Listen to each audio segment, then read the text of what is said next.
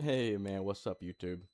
All right, so we did the match, and welcome to the first DMR match debrief. Let's get into it, okay? I want to start by saying the match was awesome. Okay, like going to do something like that for the first time was incredible. Um, yeah, it was a little nerve wracking, especially on stage one. Not doing something like this really ever. At least to this standard. I mean, I've shot little small local stuff at my range and my little shooting club, but nothing like this. Nothing with 60 shooters in it. Um, so I will say, yeah, obviously a little nervous going in, but I think it went well. The first stage was definitely a little shaky. You had to get rid of those nerves, but I think after stage one, once I ran it and completed it, um, I realized it's really not that bad if I just stayed focused and locked in. Um, Man, I had a lot of fun. I enjoyed it. I'm glad I did it.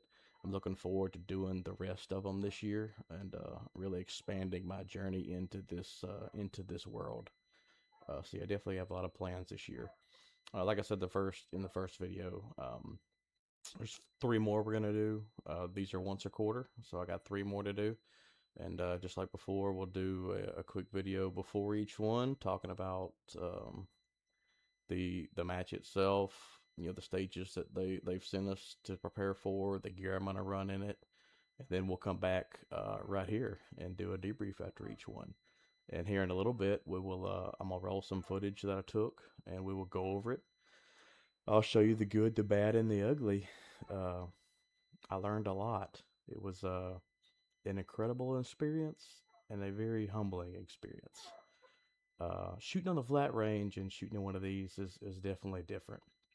I, I consider myself a pretty decent shot, but once you get out here in front of a bunch of people and getting timed, and a lot of folks are watching you, you get a little shaky, and you'll have some mistakes. But I think we did good for the first one. I'm glad it kind of broke the ice. I went into it not expecting I wasn't expecting to be in the top 10. I just didn't want to be in the bottom 10, if that makes sense. I just kind of wanted to be in the middle because I went in here. I mean, my whole plan was pretty conservative. I'm not going to try to rush nothing. I'm not going to do anything crazy. I'm not used to this kind of scene. I had to get here and I had to watch some guys do it. Obviously, there's a lot of other stuff to pay attention to other than just shooting your targets. There's the how to move around with your loaded gun on the stage, not breaking the 180 plane. You don't want to accidentally turn around to run out of around a barrier and your gun break the 180 plane and aim back at the crowd and get disqualified. You shoot the wrong target on one of the long range stages. Get points deducted from that. There's just so many things that can go wrong other than just shooting. So definitely got to pay attention and kind of watch what you're doing. So I didn't want to go in there and try to John Wick this, way do anything way above my ability. So I went into it pretty conservative. I figured kind of slow is smooth, smooth is fast mindset is kind of what I did. So, and I ended up in the bottom half. I think I placed 42 of roughly 60. Definitely not as good as I wanted. I was really hoping for like 30 to 20 range. But in a few of the videos I'm going to show you, I'll show you some just simple mistakes that I made that cost me some points. Um, a gear, a gear selection that definitely cost me some points. I think I could have shot in the 30s if I would have cleaned it up just a little. But that's what this is for. This is a learning experience for me, and hopefully some of you guys watching this can learn something from my mistakes because I definitely learned a lot this weekend about what I'm going to do next time. But man, we had a great time. It was awesome. The range was full. The match was full. Man, all the shooters were excellent. Some awesome guys. Everybody there was super friendly. The guys running the match, the other competitors.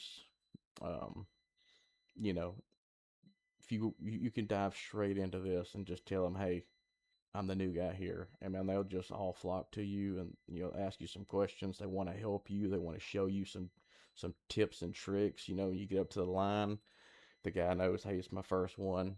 He's gonna ask, you know, hey, are you comfortable with this? Do you know what we're doing? Do you understand everything? They're super patient with you, and I couldn't ask for a better experience, man. It was awesome. Such an awesome experience. So, with that being said, and sorry about these huge distracting headphones. I'm shooting this and editing this on my PC, and I don't actually have speakers because all I do on this computer is really game. And so when you game, you run your audio and stuff through a headset. I don't actually have external speakers, so I can't actually hear what's going on with my own video unless I wear these, and my mic is here. So, sorry, but hey, the plans for the channel haven't changed. I want to do these few matches this year. I want to document them as a learning experience for me, and hopefully be able to help some other folks. I got a little bit of gear review planned. I know I got a suppressor company that's agreed to send me a can.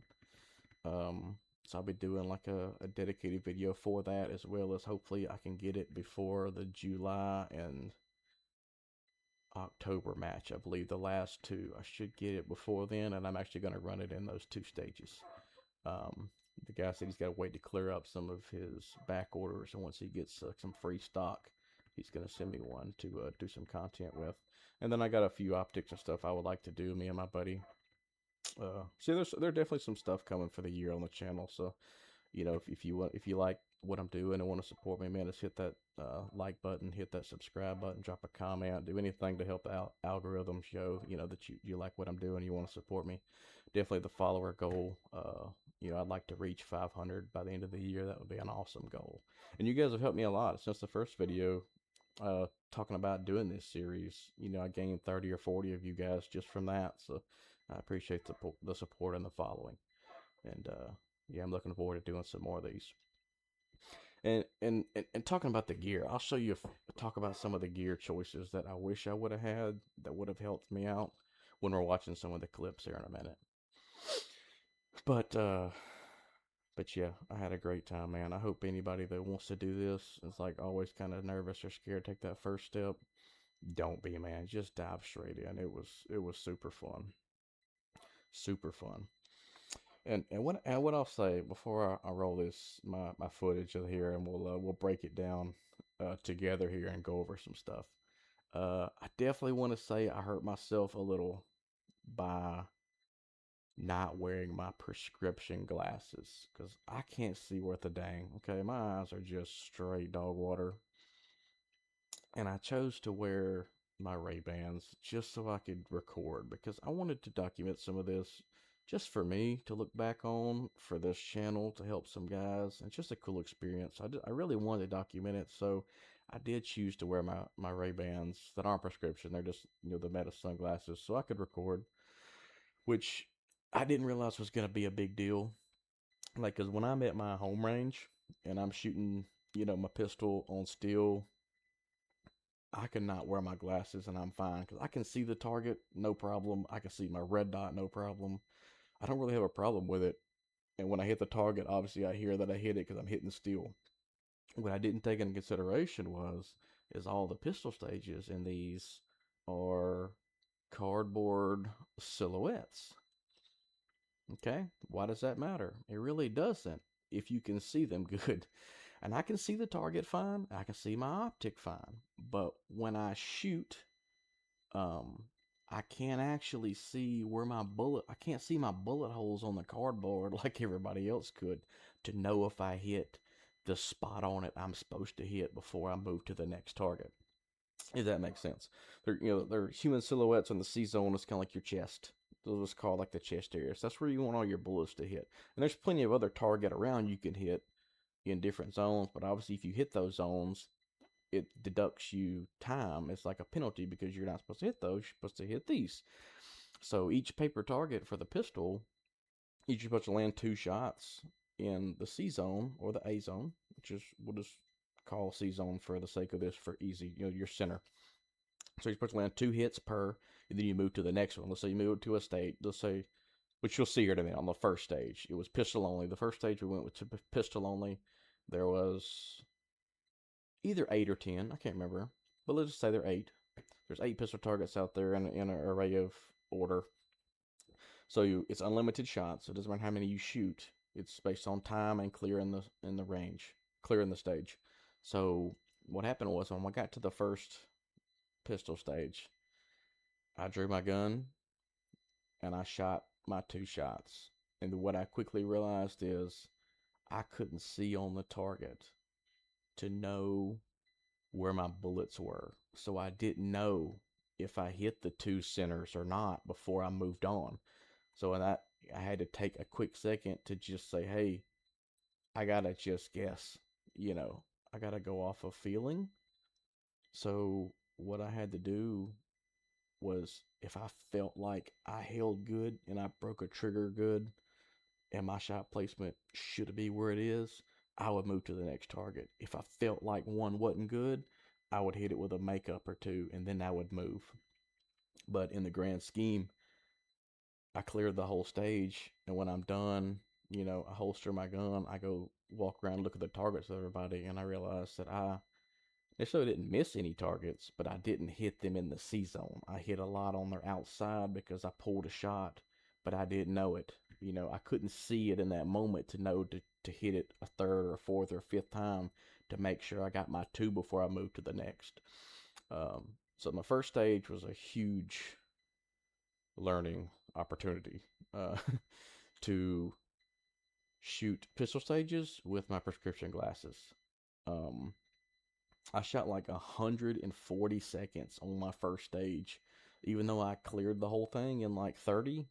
I had like almost 100 seconds of like penalty points just for shots outside of the C zone that were counting against me at 15 seconds a shot because I just didn't realize, like I shot one target twice and moved to the next, and both those felt good, but yet only one was good and one was bad. Um, so long story short, next one I've got to wear my prescription glasses on the pistol stuff because that really, unfortunately, hurt me. But that's what this is about. This first one was a learning experience, and I learned that my eyes really do suck. And gear choice definitely cost me a couple positions in the ranking. From the pistol shooting portions of the match, definitely drug me down. Because one of the rifle stages, I think of all 60 people, or I think there's like 55 or 56. We'll just say 60 because it's easy to say 60. Of all the people, I was like 8th out of 60 on that stage. Like I crushed one of the rifle stages, but that is a little bit more what I'm good at. I'm not as good at pistol, and I know that, but I'm decent. I think being able to see would have helped. But yeah, we'll go over all that right now. Actually, let's bring up this clip and let's go over what we did together here. All right, so this I didn't end because this was my first match, and I know this is a learning experience. I didn't want to do too much because I also didn't want to get DQ'd for something stupid. So I didn't want to be trying to set up a camera and film all 5 of them all the time and like doing that distract me from the fact that they're over there walking the stage and I'm over here setting up a camera and I didn't notice it and I missed the order and then I go in there and I shoot it wrong. So I didn't film all 5 stages. There was 5. Um, we started out on a pistol only, and then we transitioned to a stage that had 4 targets at 800. I did not film that one. Then we went. Actually, Andrew filmed that one. I think I might have that clip, but it's separate from this string of clips. But we'll check on the end. So I only filmed this first one. The second one was 4 targets at 600. And then the third stage was the one that I did the best on, and I actually did film it. We'll go over it. It was a 100-yard target, and you shot it twice standing up freehand. You shot it twice kneeling, and you shot it twice prone. And then you could move to a 200 off of a barricade, move to a 300 off of a barricade, and move to a 550 off of a barricade. Then we left that stage and went to the third one, which was pretty decent. I did okay in this one. The little bit of pistol drug me down, but my rifle kind of helped offset it. It was like a 2-gun stage. Some pistol, some rifle, and like a CQB. Everything was like 20 or 30 or in. And then we went to, after that one, that was stage 3. No, that was stage 4 because we had the all pistol, the 600, the multi-range. I did the best on. Yeah, that was stage 4, was the 2-gun, pistol and rifle, and then the 5th and final stage was a rifle only. And I did pretty solid on that one. That was the second one I didn't film. I just forgot to hit record, and my other buddies were just shot before me and weren't up to do it from their phones, so I missed that one. And I did okay on that one. I had a little mix up on that one that kind of cost me, but we'll go over that at the end too. So let's start watching here. This will be our first stage. And clearly, you can tell I'm a little nervous. Like, you can see my Glock shaking a little bit because, hey, this is the first stage right off the rip. It's pistol only in front of 50 folks. I'm being timed. I've never ran one of these before. I'm hoping I remember the course of fire. I'm hoping I don't flag nobody. So I had a lot going on right here mentally. But I got through it, but it definitely was my worst stage. I had the worst score on this one, but let's have a look here.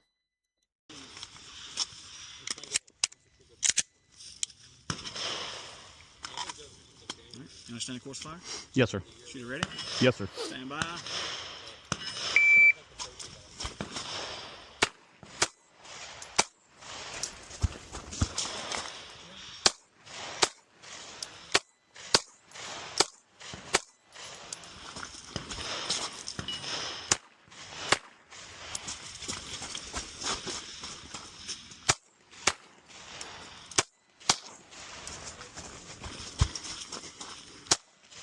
Oop.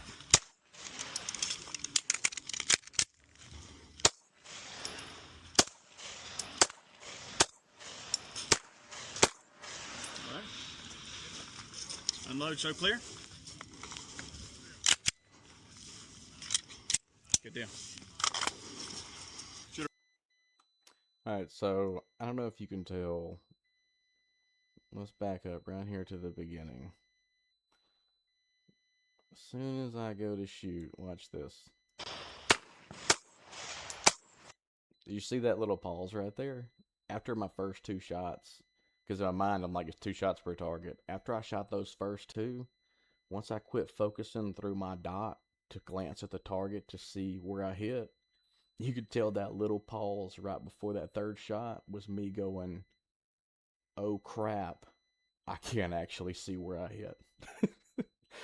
At that moment, I realized I'm in terrible right now without my glasses. So at that point, I had to wing the rest.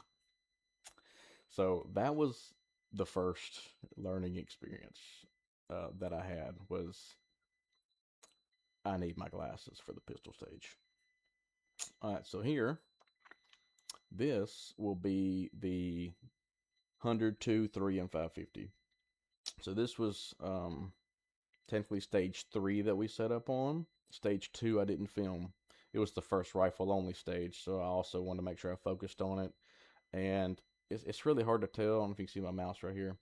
There is an absolute just conglomerate of targets right here. I mean, like, you can't really tell. I can't even see watching this. The 100-yard is right here.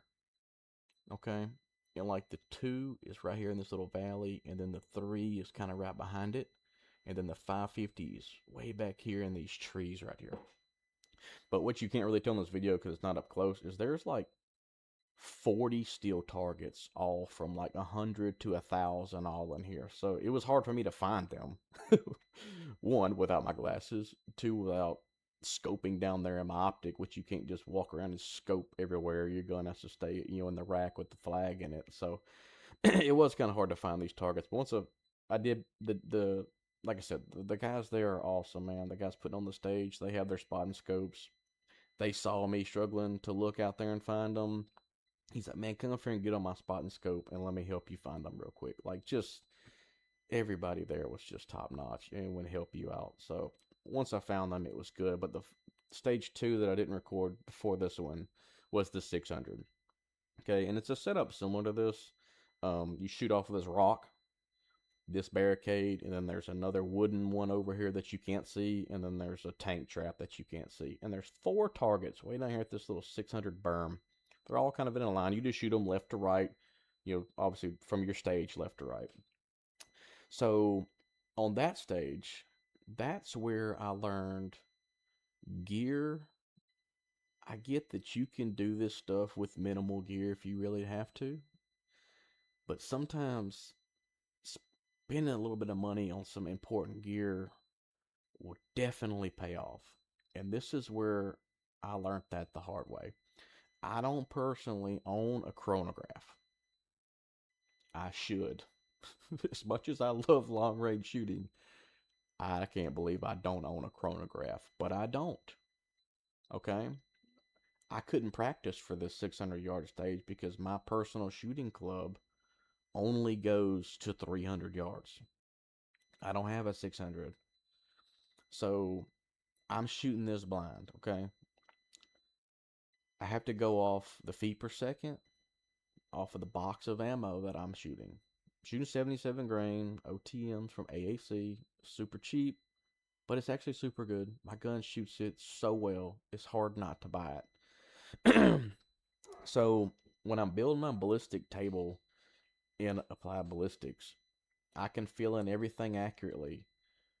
Barrel twist, it pulls data, the weather data from my phone and puts that in there, height over bore. Just I can fill it out all 100% accurately except one thing, and that's probably the most important part, is the actual real feet per second out of my muzzle.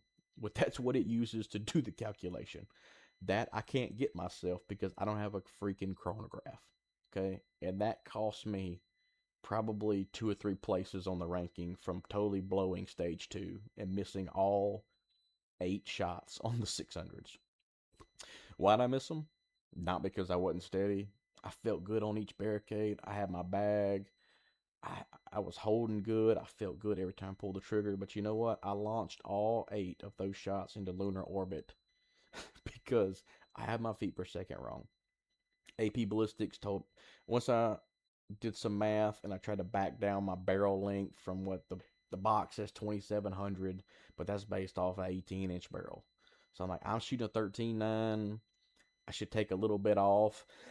I found a guy online that actually chronoed some out of like a 14.5, and I saw his was like 2500 or something like that. So I was like, okay, so you lost that much from going from 18 to 14.5. I'm going about another 3/4 inch down to a 13.9. So I took off a little bit more, and I think I caught it like 24.50 or I don't know. I took off about 50 or 60 from his 14.5. So that's what I had to go off of. I had to just do a little bit of guessing and hope it was right. So that's what I plugged into AP Ballistics. It printed, I got all my data. So the range, practicing for this, the 200 and 300 that AP spot shot, I just totally went blank.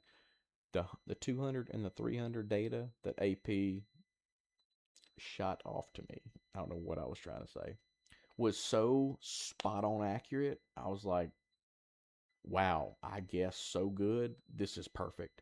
If 2 is right and 3 is right, surely 4, 5, and 6 are. I was mistaken. 600, AP told me to hold 6.4 mils. Okay, and this is where being at a match for the first time, a little nervous, you know, obviously the nerves and trying to do good and make sure I don't do anything to get disqualified. I'm focused on so many things other than just shooting the stage because I'm also learning here. It didn't give me the opportunity to kind of think clearly about my data. Because when I asked my 2 or 3 buddies that are with me, I was like, hey, Bradley, what's your dope at 600?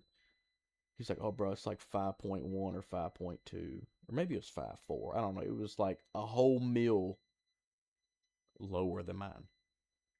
So I was like, okay. Hey, you're on a 16-inch barrel. I'm on a 13.9. it makes sense, right? That yours is more, and it does, but it shouldn't have been that much more. And then I asked another guy that was shooting a 14.5, and his was still like 5.5 or something, or 5.4, 5.5, really close to Bradley's. And I was like, man, why am I a mil off from everybody else? But I was like, hey, I'm just gonna trust it because I don't know, I don't have anything else to go off of. Sorry for the coughing.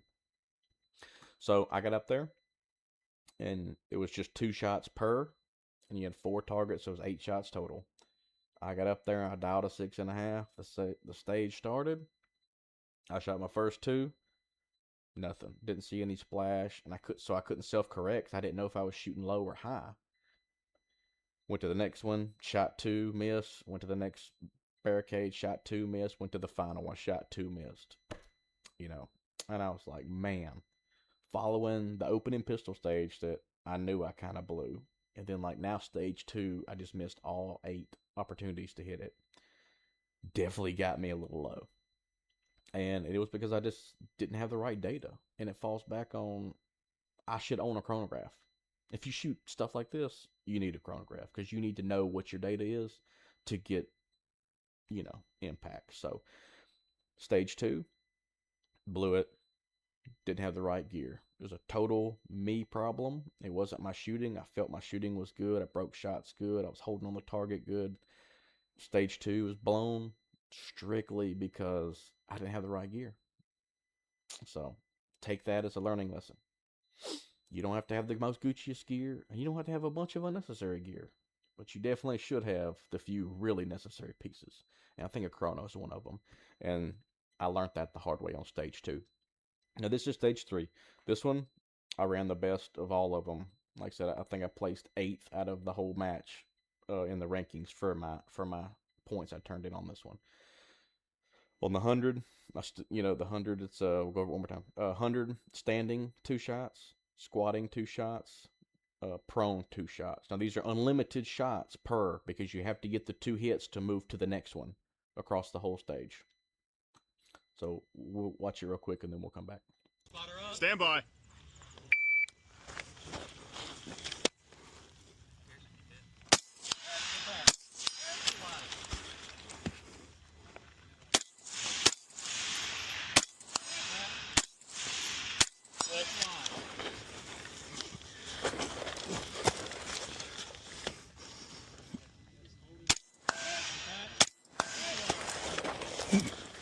You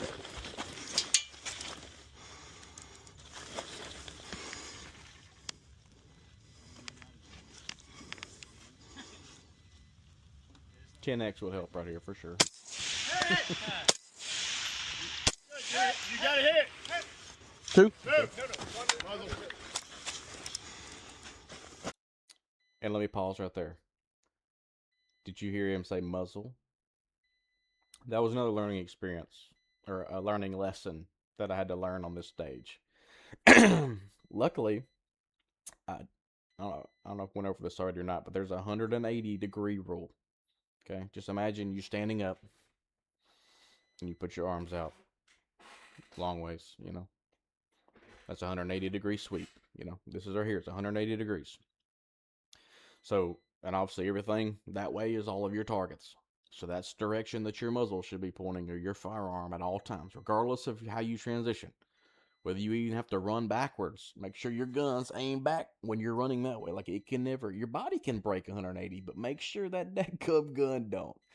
And that's another thing. I'm new to all this, so I'm focused on a bunch of different things, which made me have to realize, hey, even though I'm focused on a bunch of different things, I got to make sure I'm focused on each of those different things, if that makes sense. If you'll notice right there, luckily when I transitioned in this stage, every time I moved state positions, I did point my gun directly up into the sky, which is probably the only thing that saved me because even though I technically broke 180 right there when I went to move from this stage because I kind of ran over to that stage, I technically broke 180 with my firearm, which should have got me DQ'd immediately. But since my muzzle's up in the air and it didn't flag anybody, I think he kind of gave me a warning. Like he kind of gave me a freebie. And I actually did it 2 times on this stage, but both times, luckily, my barrel's pointed up into the sky. So I think it took a little bit of the sting out, you know. If I'd have had it like hip and did that, oh, I'd have got DQ'd for sure. But luckily, and I may have not actually fully broke the 180, but I think I was getting really close to 180. But luckily, my barrel was pointed up, super safe direction, so they just kind of gave me 2 muzzle warnings. And luckily, that didn't happen on any other stages because I definitely learned after this one. While I'm focused on 10 things doing this, make sure that's one of the more important ones. Just gonna throw that in there for anybody new doing these. How you move and where your gun's aimed is a huge deal. Make sure you keep that on your priority list. Let's get back to it.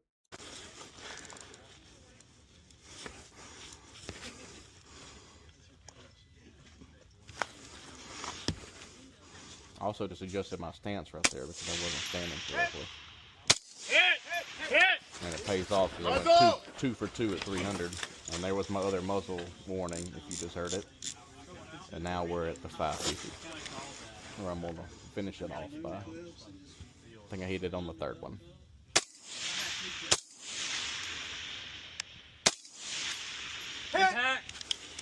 Unloading, show clear.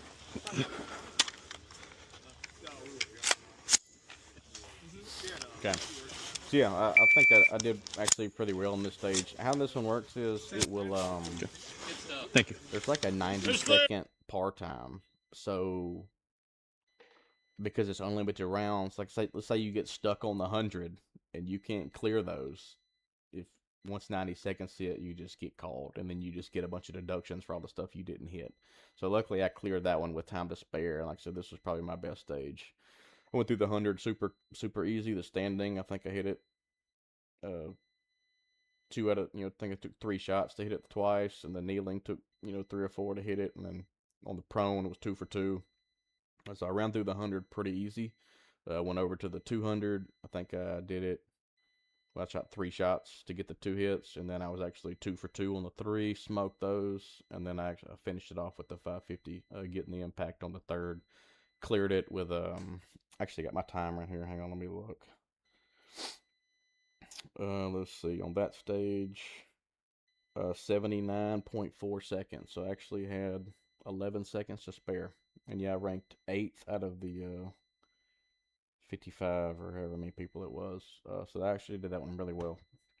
That was probably my best stage. But I learned a lot on that one about my movement for sure. That barrel almost got me. If I drove an hour and a half up here and got DQ'd and had to just watch the match from the sidelines for the rest of the day because of some stupid just mental error like that, that would have crushed me. All right, Travis is up, Matt's on deck, Tyler's in the hole. Good shooting, dude. Good shooting. Thank you, sir. And that's my buddy Spencer right there. He's one of the crew. Are you ready? Yes. Stand by. This is the 2-gun. This is the 2 guns. This will be technically stage 4 for the day for us. And I don't know if you can see the white ones are rifle and the cardboard ones are pistol. And back when I was talking on the first stages about how, you have your C-zone hit right here.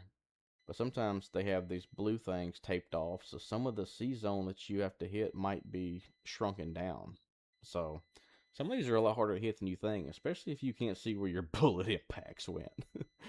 Note to self, again, I have to wear my glasses. But I did okay on this stage. Let's see what I did. This is stage...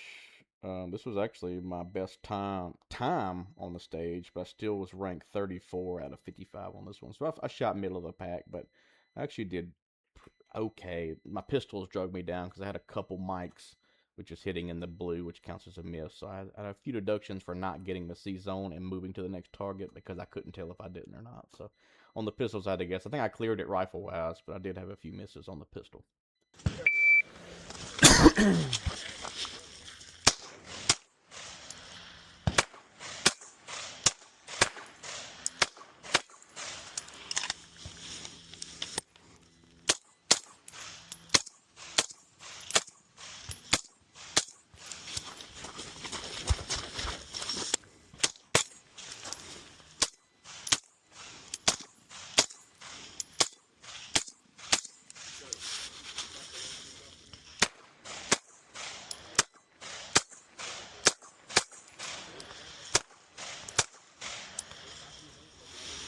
If you're finished, unload, show clear. And right there, I realized that was one of the 4 that I shot from Clear, the other hammer down. side. So luckily, I Holster. didn't actually shoot at it and Rifle. cost myself more time because I didn't have to shoot at it. I had already engaged it. So that was just one of the things that, you know, when you get out there and start in the heat of the moment, you know, you just got to pay attention to what you shot and what you haven't. And this is the same stage, just my buddy recorded me from the back. So you had to shoot pistol and rifle and transition between the two to hit all your targets. So you could really run it either way you wanted to. You could do all the rifle first, all the pistol first.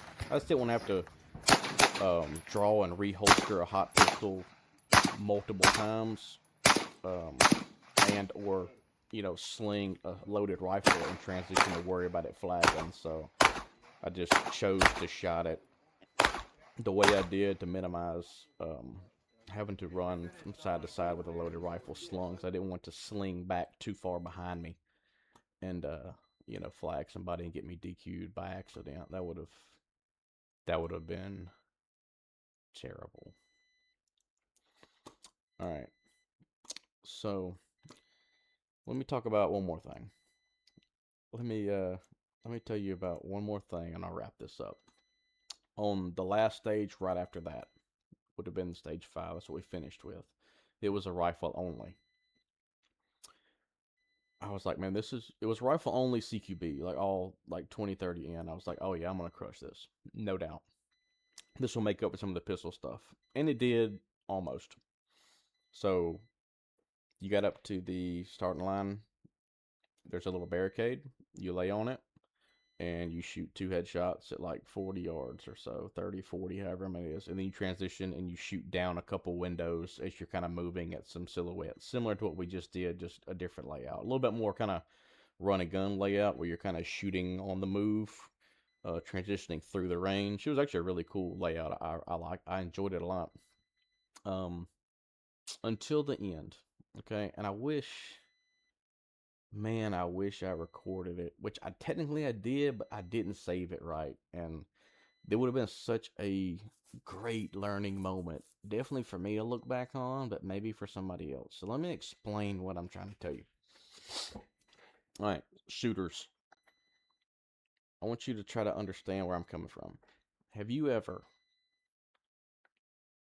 when you're shooting your rifle, your AR, when you get to the last round, you know, once you shoot your last round and then your bolt locks open to the rear, how that last shot felt different than the whole 30. Okay, you got a 30 round mag. Shot 1 through 29, recoil impulse, the noise, everything sounds the same.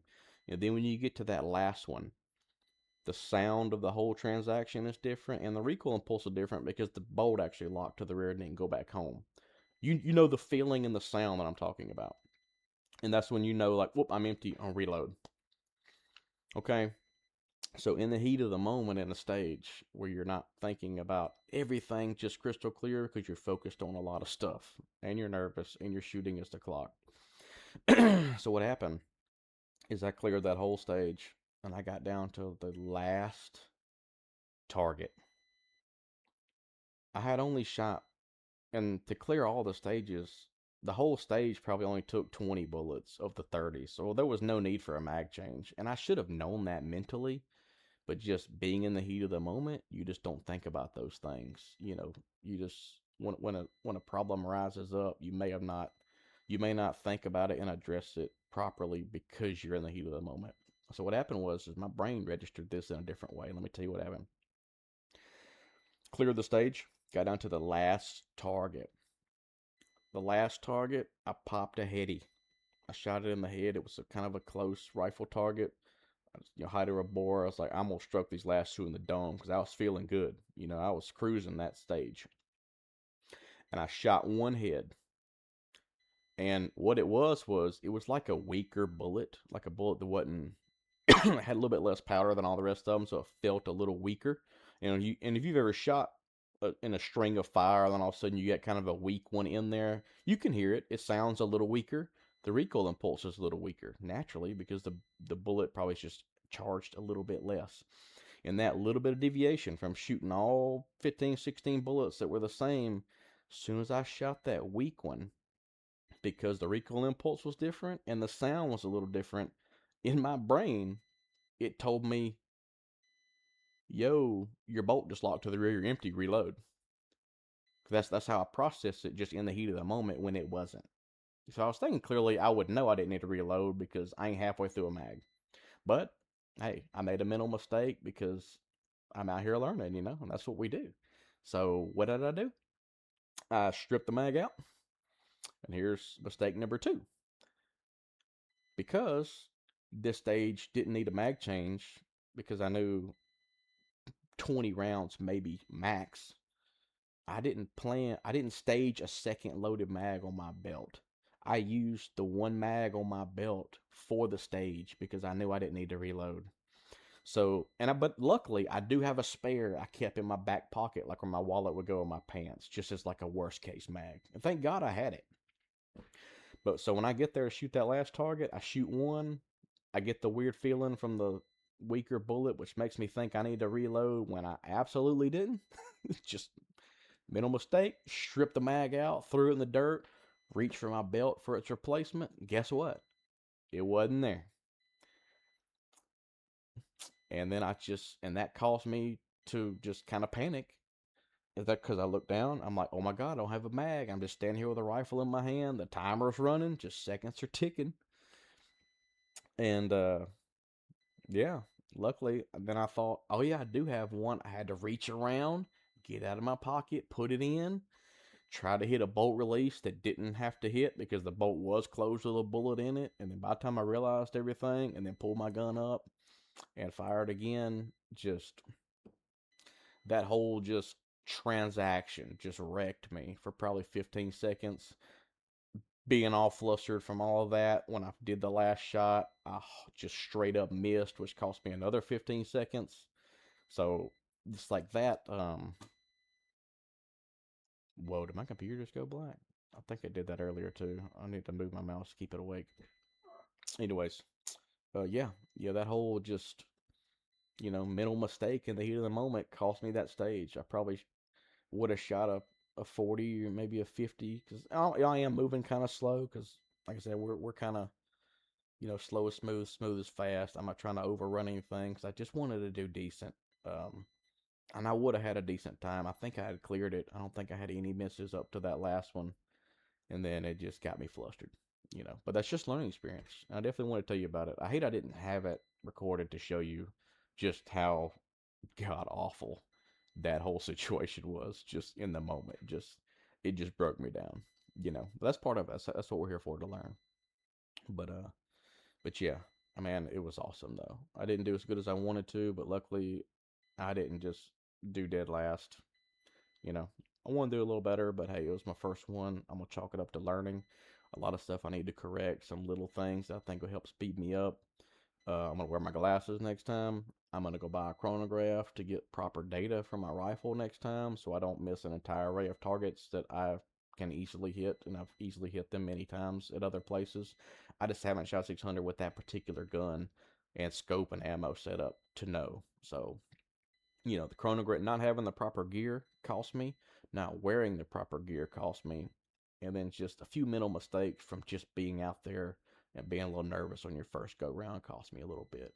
But you know what? This whole thing was learning experience, and it was amazing. I had a great time. Me and my crew, we went out there. All of my friends that went with me, they all shot good. Luckily, they had some better pistol stages, which kept them ahead. I think my buddy Bradley shot like 4 or 5 places in front of me. I was right there, I think like 42. I think he shot 36 or 5. And then I think Andrew got right at 30, maybe. And then I believe our buddy Spencer maybe shot a place or two above Andrew. We were all kind of in the middle between like 25 and 40 ish. But I think we all did solid. Like I said, the whole point was to go there and just take it all in, to learn, to grow. And I definitely did that. And I can't wait to do some more. I had a blast, brother. I did. I had an absolute blast. And I hope all of you guys can hop out and get involved too if you haven't. You know, me and Bradley, we talked about doing these matches for 2 years. Just kept talking. Hey, we're going to do them. We're going to do them. Yeah, we're going to do them. Sure. and just never did. And just we're very glad we finally took the step to do it. After the first stage, I got through the nervousness. Man, the next four were good. Other than some mental mistakes that I just learned from, it was amazing. I'm really glad I did it, and I hope you guys can learn from my mistakes and take something positive away from this. And hopefully you'll keep following me on my journey. And I'll catch y'all before we go to the next one. That'll be before May 16th, I believe. So I'll probably upload the week of and do a little prep video. So I'll see y'all soon. As always, man, stay blessed, shoot straight, be safe. See y'all.